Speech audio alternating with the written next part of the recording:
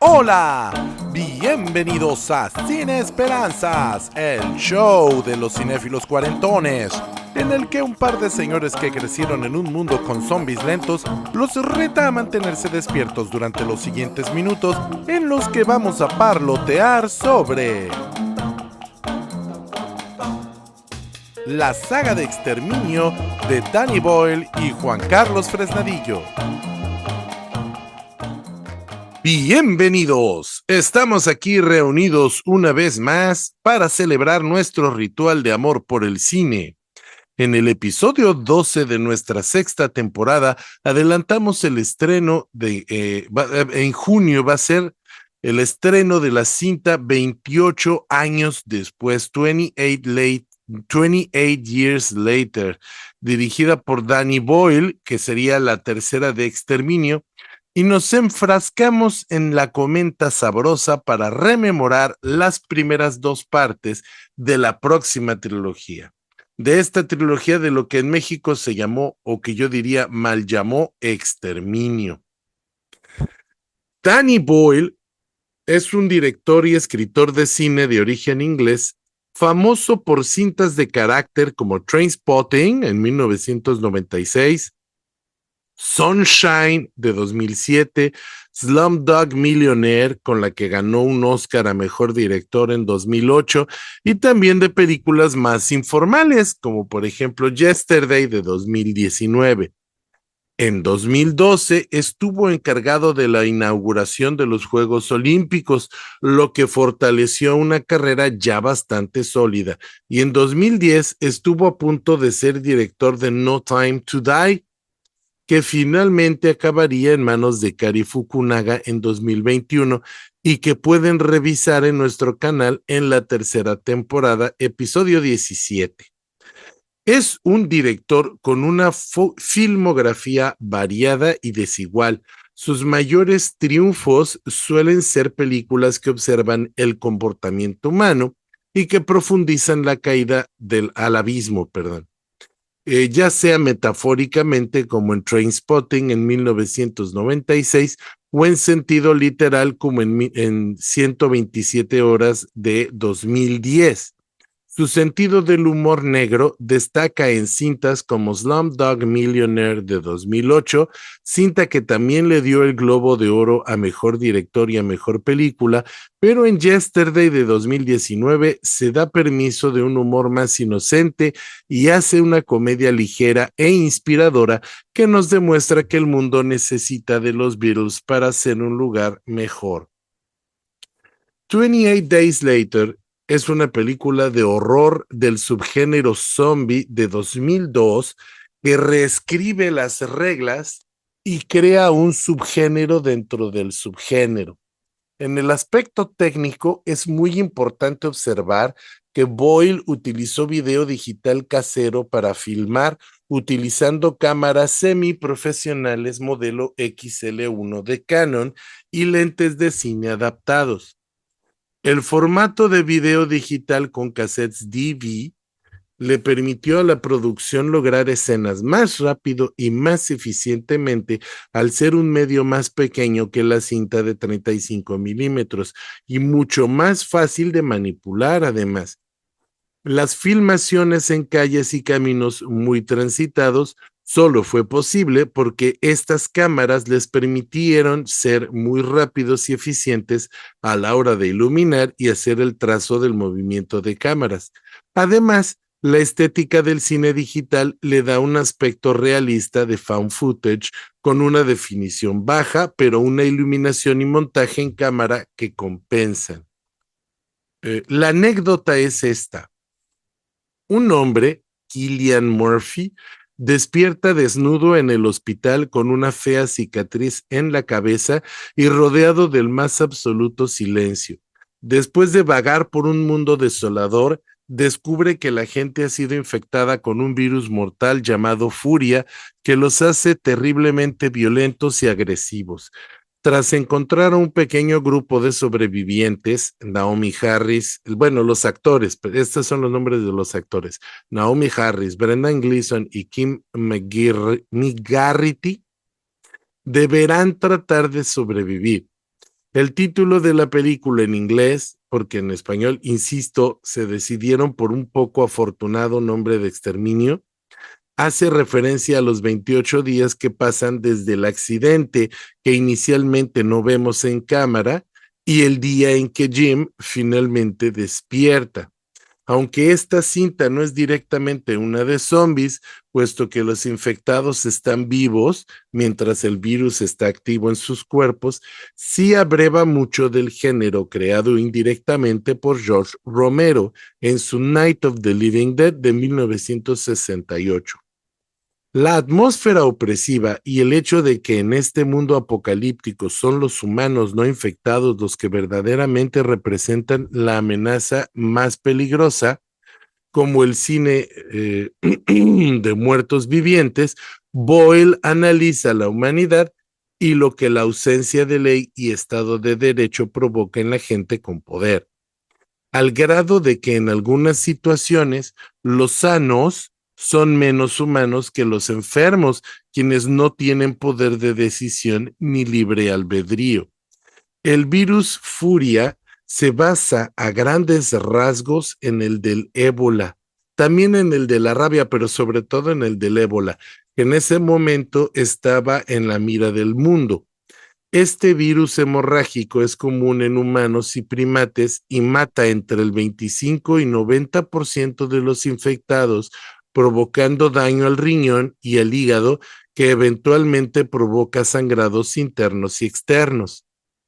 El guionista Alex Garland reconoce influencias de la trilogía de los muertos de George Romero, perdón, perdón, particularmente The Night of the Living Dead de 1968, que ya lo había dicho yo antes, y Dawn of the Dead de 1978. A Danny Boyle le gustó la propuesta de guión de Garland y después de haber dirigido The Beach en 1996, que está basada en su novela, pues le entró al proyecto. La secuela 28 semanas después, 28 Weeks Later, se suponía que se estrenaría 4 años después, en 2006. Pero Danny Boyle no pudo dirigir por tener compromisos hechos con el rodaje de Sunshine, que se estrenó en 2007. De cualquier forma, se quedó como productor ejecutivo y no abandonó del todo el proyecto. Pero su ausencia sí que se notó. Boyle eligió al director español Juan Carlos Fresnillo para dirigir porque era muy fan de su película del 2001, Intacto.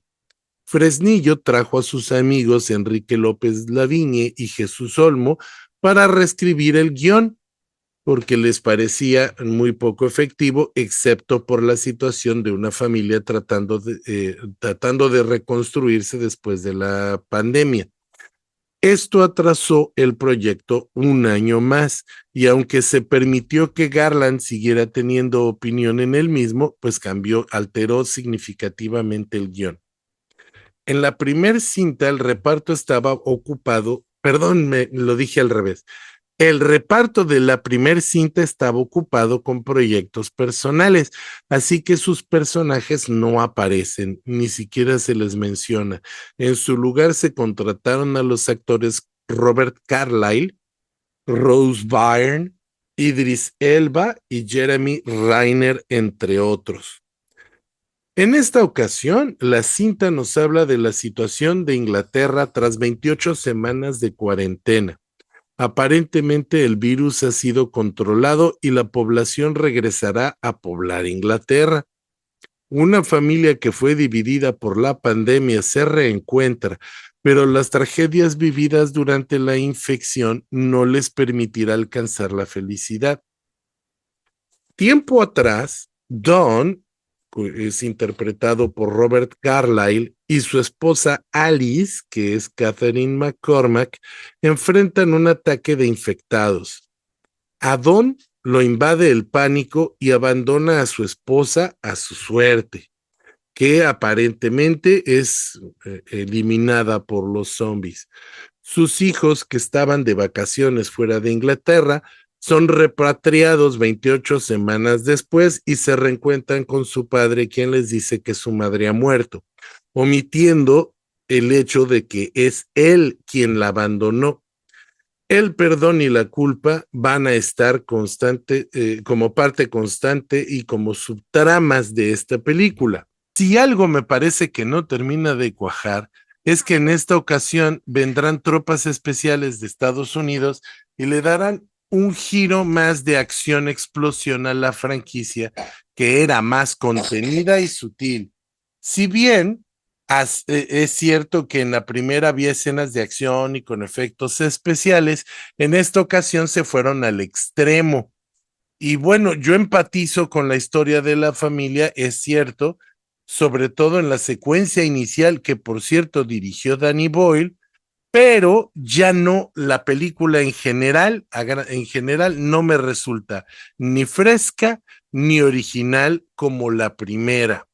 Esta es más como de estudio, como película de franquicia, mientras que la primera era una película muy independiente, una película con una estética muy peculiar que la hacía destacar de entre la oferta que había en el mercado. Además de que sirvió para revivir el interés en el cine de zombies, que tenía ya varios años sin ver una película estrenada en pantallas. Pero bueno, vamos a pasarle el micrófono a Fernando Carrillo Fink para que nos dé su opinión sobre Exterminio. Hola Paquito, hola amigos que nos escuchan. Yo en lo personal viví esta película muy de cerca porque para mí Danny Boyle es uno de esos cineastas que te inspiran en tu juventud. Fue como para mí, para la generación a la que pertenecemos Paquito y yo, pues fue como uno de esos ídolos tipo Tarantino, tipo este de Bryan Singer, estos cineastas que estaban despegando cuando nosotros éramos adolescentes. Entonces, pues yo antes que Exterminio, pues yo vi las primeras películas de Danny Boyle cuando estaba en la preparatoria. Me encantaba la película de Shallow Grave, que aquí en México se llamaba Tumba al ras de la tierra o algo así, Tumba al ras del suelo, algo así, Shallow Grave, una gran película británica hitchcockiana de un suspenso sofocante con Ewan McGregor, que en ese tiempo era el actor fetiche de Danny Boyle. A mí me encantaba esa película y después salió Trainspotting y también me resultó fascinante. También dije, órale, este director inglés vino como que a voltear, a poner de cabeza el cine como lo hizo Tarantino unos años antes.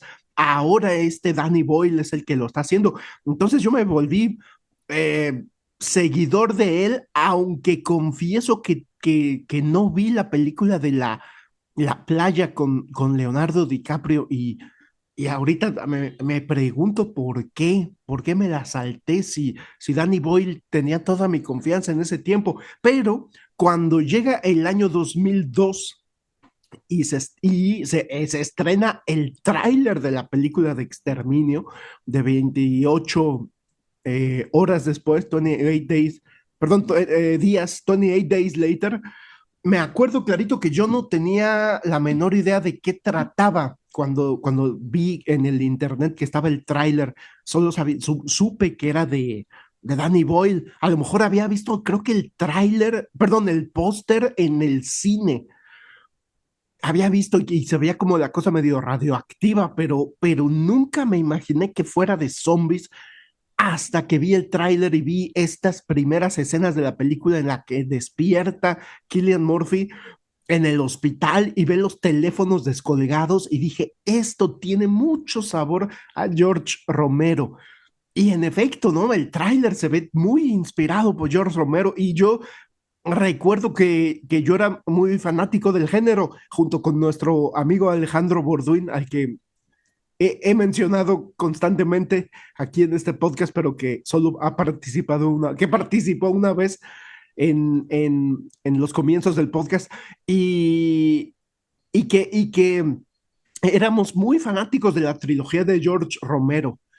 Eh, eh, y también conocíamos la película The Crazies de George Romero. Entonces, cuando yo finalmente vi 28 Days Later, pues pude identificar, así como dice Paquito, pues toda la influencia que Alex Garland, pues no puede negar que es súper obvio que tomaron de la primera película de La Noche de los Muertos Vivientes, que a su vez es pues como un remake o un fusil más bien de la novela de Soy Leyenda.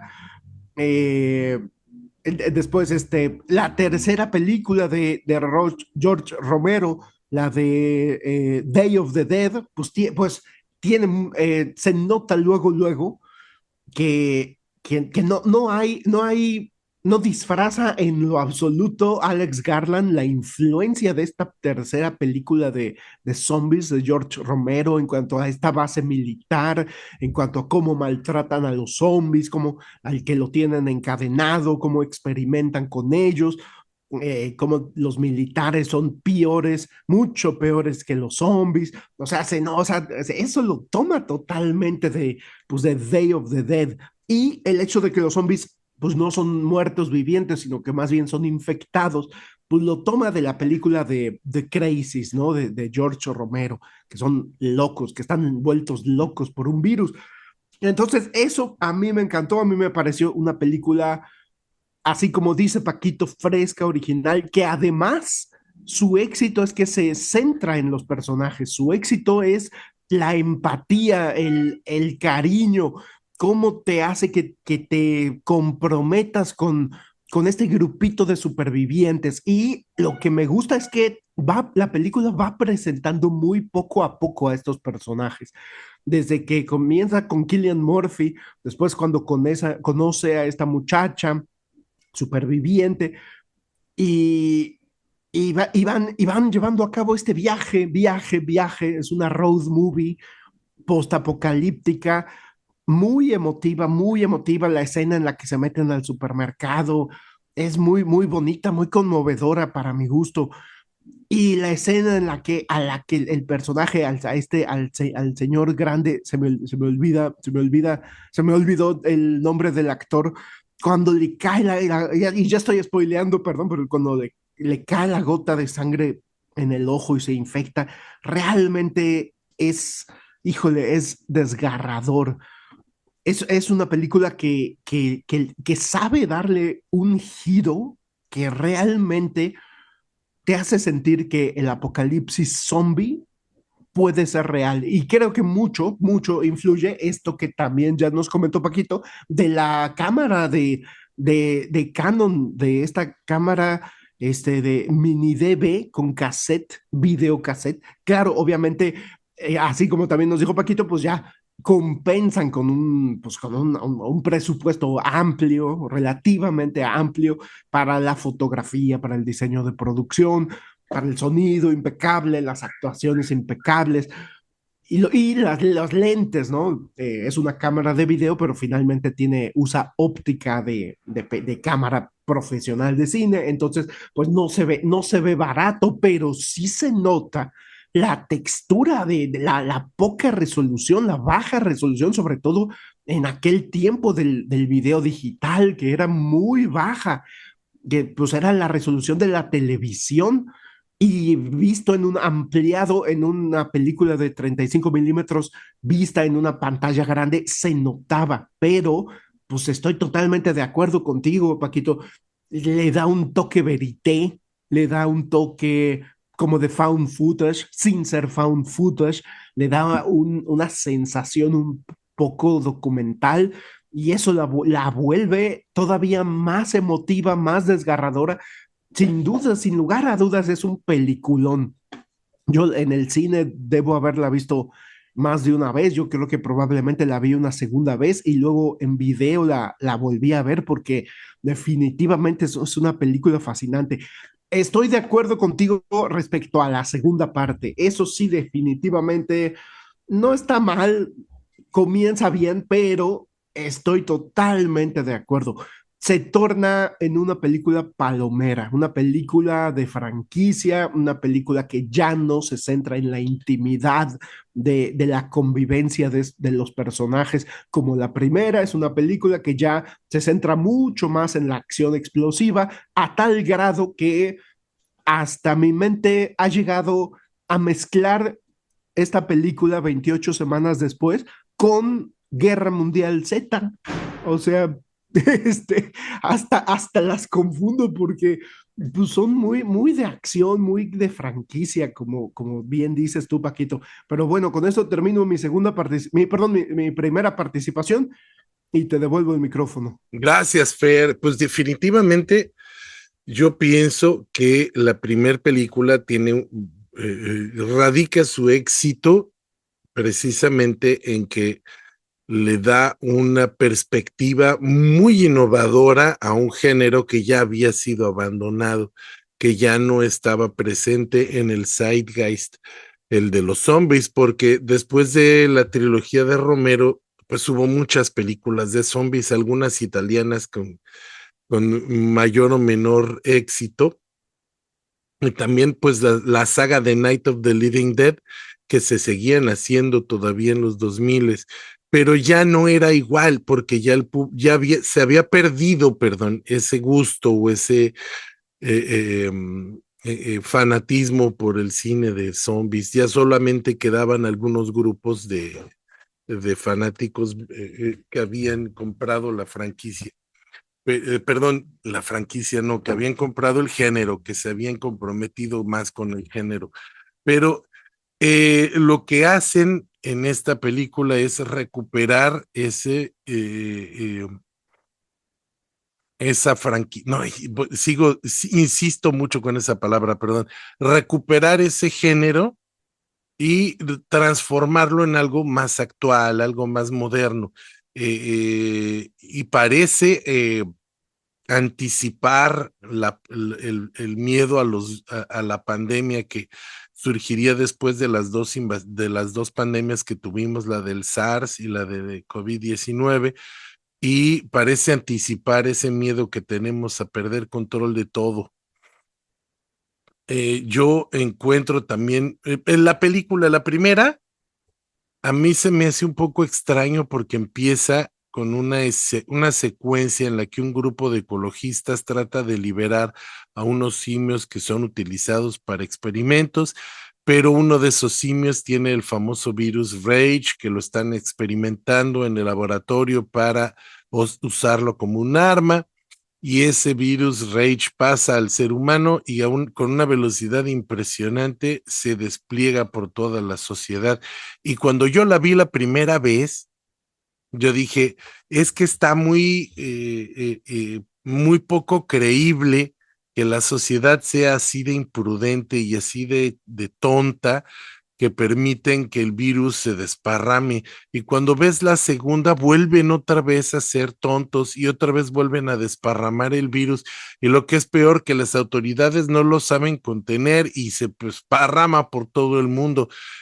Y tú dices, ay, es que yo no me la creo que sean tan tontos, pero ya después de haber vivido la pandemia del COVID-19 y de haber tantísima gente que hace tantas cosas, que es tan imprudente, tantos líderes del mundo que dan consejos tan nefastos y tan anticientíficos y tan antirracionales, pues la verdad es que la película hasta se quedó corta con la realidad, porque eso y más va a pasar o pasa durante una pandemia. Esta película también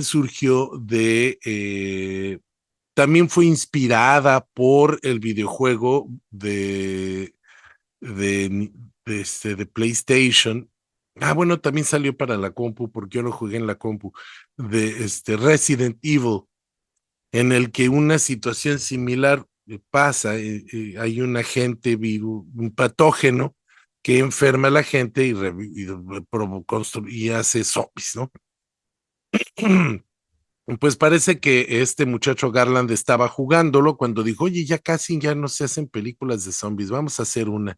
Y ahí es donde ya modificó las cosas. Como ya no son muertos vivientes, como ahora sí están vivos, ya pueden correr, Y entonces eso pues ha desatado el gran debate histórico de los zombies corren o no corren, que en este caso pues no son zombies, son infectados, pero cuando hacen el remake de Dawn of the Dead, es dirigido por Zack Snyder, en esa película aparecen ya zombies que son capaces de correr, y eso le da pues un grado más de estrés a la situación, porque pues en los zombies, en los muertos vivientes, tú puedes poner tablas en tus ventanas y ahí te encierras y ya no pasa nada porque pues son muy débiles. Bueno, no es que sean muy débiles, sino que sus músculos están atrofiados, son lentos y pues son las masas lo que te preocupa ahí.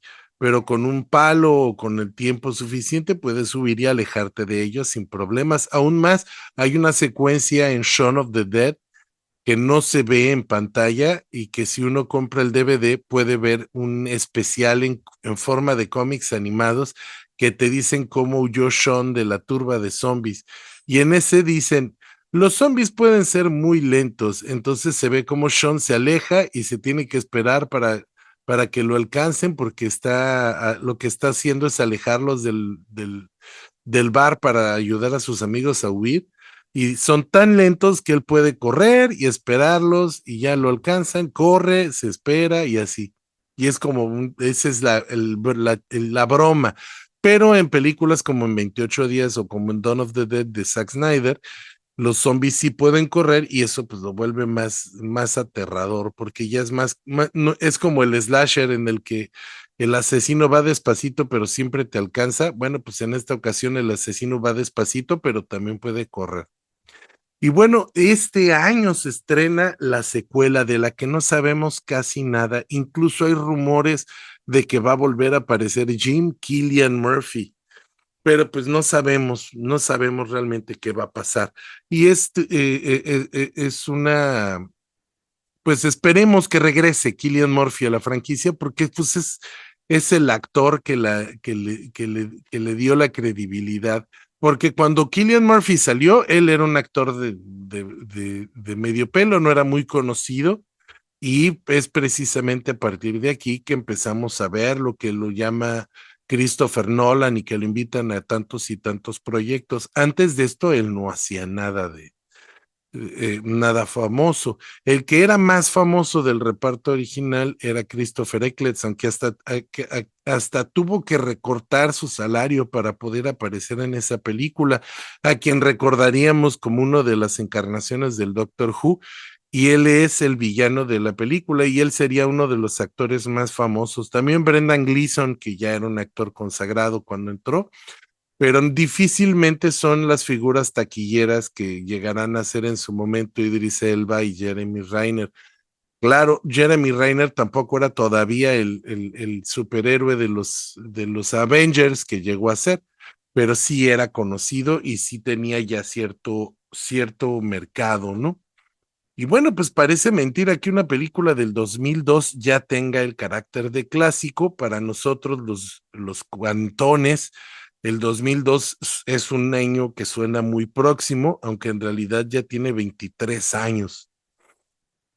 23 años. Si hubieran esperado unos años más y 28 años después realmente hubiera sido 28 años después.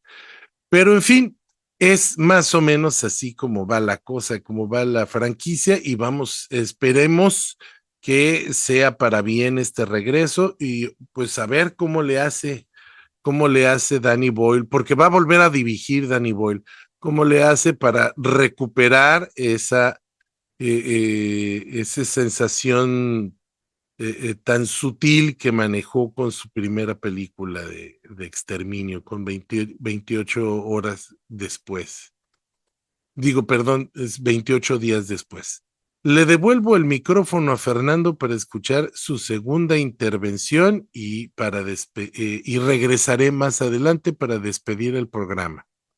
Adelante, Fernando, te regreso el micrófono. Muchas gracias, Paquito. Yo quisiera aprovechar esta segunda participación para platicar un poquito sobre la filmografía de Danny Boyle, pero antes quisiera mencionar otra película que me parece que a mí me suena que Alex Garland muy probablemente también la utilizó como inspiración, que es una película italiana que su título internacional es Nightmare City, la ciudad pesadilla, aunque su nombre en italiano, yo mejor no me atrevo ni a intentar mencionarlo porque no doy una para, para las lenguas, para pronunciar otras lenguas, pero pero esta ciudad, esta película de Nightmare City, esta italiana de 1980, dirigida por Umberto Lenzi, un director que se volvería famosísimo un año después, en 1981, cuando dirigió este clásico de Holocausto Caníbal, que hasta se empezó a rumorar que si la película era como, pues un poco como casi snuff de caníbales, que obviamente no. Ya después empezó a hablar más bien de que Holocausto Caníbal es como un poquito como la madre del found footage, porque hay una escena cerca del final que es found footage.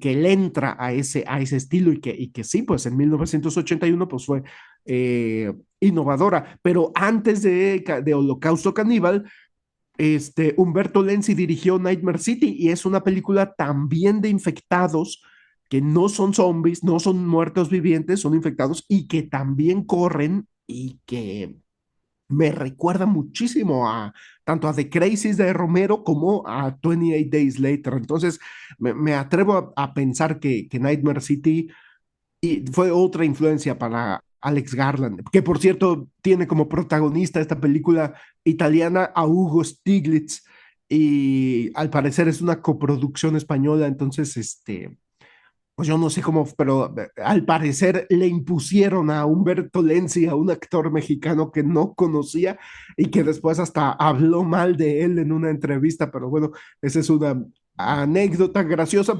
además, especialmente graciosa para mí porque yo conocí personalmente a Hugo Stiglitz junto con nuestro amigo Alejandro Borduin y Alejandro Borduin le preguntó obviamente por Nightmare City y por Humberto Lenzi y Hugo Stiglitz dijo que Humberto Lenzi estaba fascinado con su actuación y después nosotros lo escuchamos en una entrevista decir que el pobrecito Hugo Stiglitz era tieso. Pero bueno, aparte de esta película de Nightmare City, pues yo quisiera aprovechar esta segunda participación para explorar un poquito la carrera de Danny Boyle porque me parece fascinante. Esa película de Sunshine del 2007, justamente que nos estaba comentando Paquito, que fue la que impidió que dirigiera 28 semanas después, a mí me parece muy buena, salvo el tercer acto que siento que rompe un poquito con lo que estaba planteando en el resto de la película. A mí me parece fascinante esa de Sunshine, cómo, cómo te van metiendo poco a poco en los dilemas, en las decisiones tan difíciles que tienen que tomar este grupo pues de astronautas, básicamente, o de científicos que van en una nave espacial. También la de 127 horas que nos mencionó Paquito, y que como bien tú nos dijiste, esta es una caída al abismo literal. Aquí no es metáfora, aquí el personaje principal, interpretado por James Franco, cae en una cueva. Es una película de terror. A mí, sinceramente, me choqueó. Es una película que me dejó muy impactado emocionalmente. Es una película que no volvería yo a ver porque no la pasé bien, no la pasé bien, pero pues ese es su mérito, ese es lo que tiene de especial, pienso yo, que es una película que te tiene totalmente metido en el drama y ese drama es verdaderamente sobrecogedor. También pues en esa película de A Lifeless Ordinary, que pues ya se perdió entre la filmografía de Danny Boyle y que en su momento me pareció bastante buena, que la hizo después de Trainspotting en 1997 y antes de La Playa, y que fue su tercera y última colaboración con Ewan McGregor. Ya no recuerdo su nombre en español, pero fue una comedia que yo recuerdo que fue bastante exitosa porque incluso tiene a Cameron Díaz y tiene a Ewan McGregor cuando ya era famosón gracias a Trainspotting, tiene a Holly Hunter, Delroy Lindo, Ian Holm, o sea, ya es una película con, ya pues como una comedia de crimen, comedia romántica negra que hasta me recuerda bastante a True Romance de Tarantino.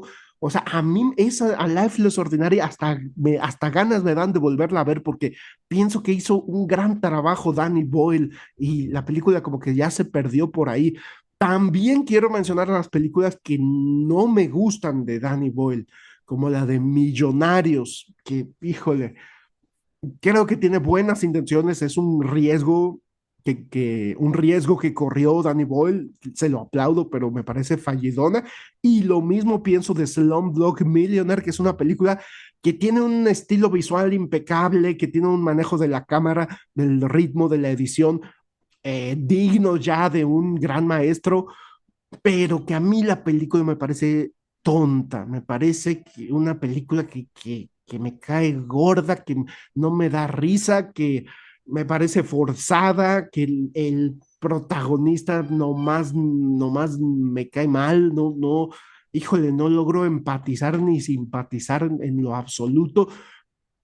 Es una película que me parece fallida y que cuando ganó tantos premios, pues yo nada más pues fue una de esas películas en las que ganan premios y que uno dice, no, pues es la clásica película en la que uno no está de acuerdo con las premiaciones. La película de Steve Jobs me pareció fallida o me pareció como ya como muy deslucida. O sea, Aaron Sorkin para este tiempo pues ya era el maestro del biopic, ya había hecho, ya Aaron Sorkin pues ya había escrito ese peliculón, ese clásico que ya platicamos en este podcast dirigido por David Fincher, que fue La Red Social.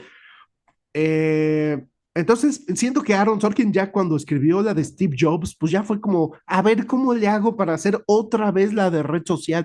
Y está buena, o sea, no me parece mala, me parece una película que impacta, o sea, la actuación, sin lugar a duda, pues tiene a Michael Fassbender como protagonista y hay intensidad, hay drama, la fotografía, el diseño de producción, como siempre, está impecable. Este drama entre Steve Jobs y su hija está bueno, pero cuando terminó la película no pude evitar sentir que fue como, híjole, pues ya como una película un poco genérica.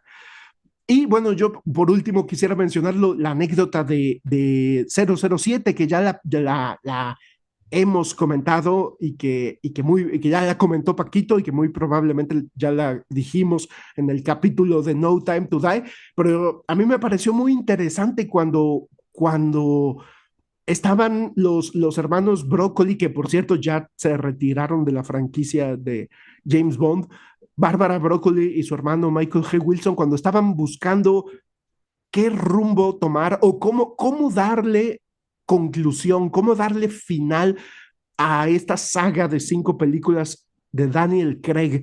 Y recuerdo cuando salió en las noticias que Danny Boyle les ofreció escribir de a gratis el guión, o más bien Danny Boyle les pitcheó, como dicen, les quiso vender una idea.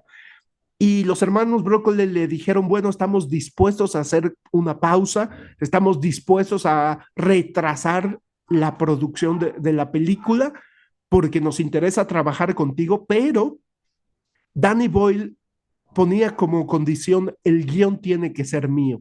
Entonces ellos le dieron una contracondición y le dijeron, pues lo escribes sin salario, lo escribes de a gratis y sin compromiso. Y si nos convences con tu guión, te damos la chamba. Y eso se me hizo interesantísimo, como Danny Boyle, no sé si fue con Alex Garland, supongo que sí, pero se pusieron manos a la obra. En unos cuantos meses ya tenían el guión, se lo mostraron a los productores y recuerdo que fue aprobado. Y ya la noticia era, Danny Boyle va a dirigir la última película de Daniel Craig, escribió el guión, y a los poquitos meses se echaron para atrás los hermanos Broccoli.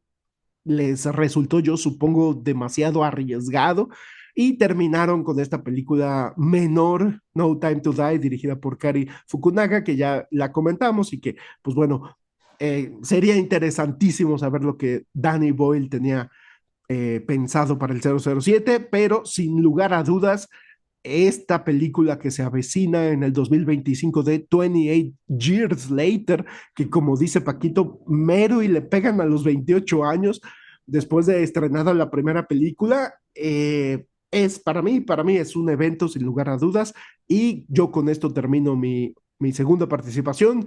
Le mando un abrazo a nuestra productora ejecutiva Carolina González y por supuesto a su hijo Mario Humberto, y un agradecimiento profundo a todos ustedes por escucharnos.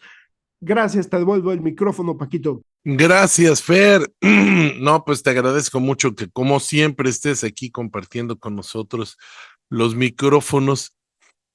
Esto es Sin Esperanzas, el show de los cinéfilos cuarentones, y empezamos este show teniendo 40 y tantos, pero ya estamos más cerca de la otra década que de esta.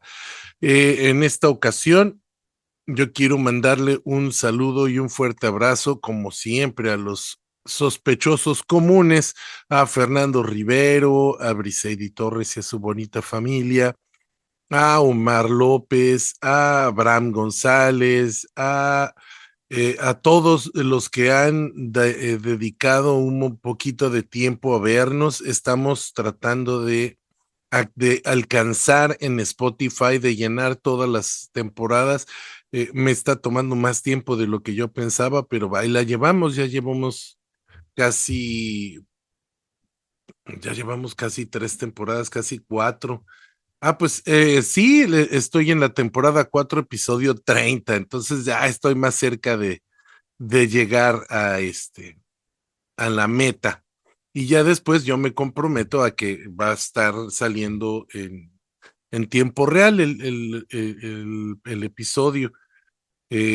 Yo también quiero agradecer a mi hermanito Víctor Domínguez por escuchar y compartir sus ideas con nosotros, echarnos porras, nos motiva mucho. Ustedes saben que esto lo hacemos pues para aliviar el alma, que no ganamos ni un peso con esto. Y pues es bien grato saber que la gente nos escucha y que les gusta.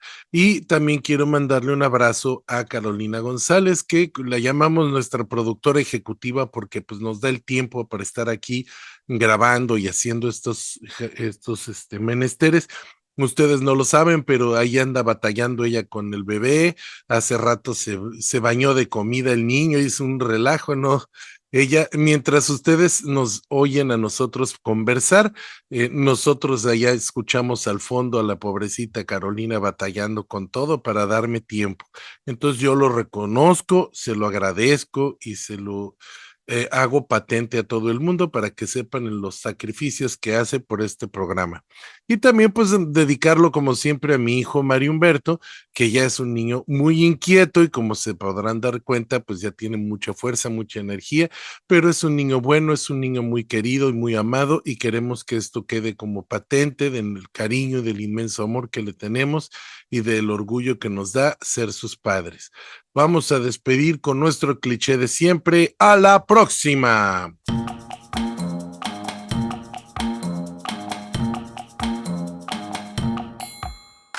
Esta fue la 6ª temporada de Sin Esperanzas, el show de los cinéfilos cuarentones, con Fernando Zefín y Paquito Rodríguez. Puedes escucharnos en nuestra página de Facebook, nuestro canal de YouTube y ahora también en Spotify. ¡Hasta la próxima!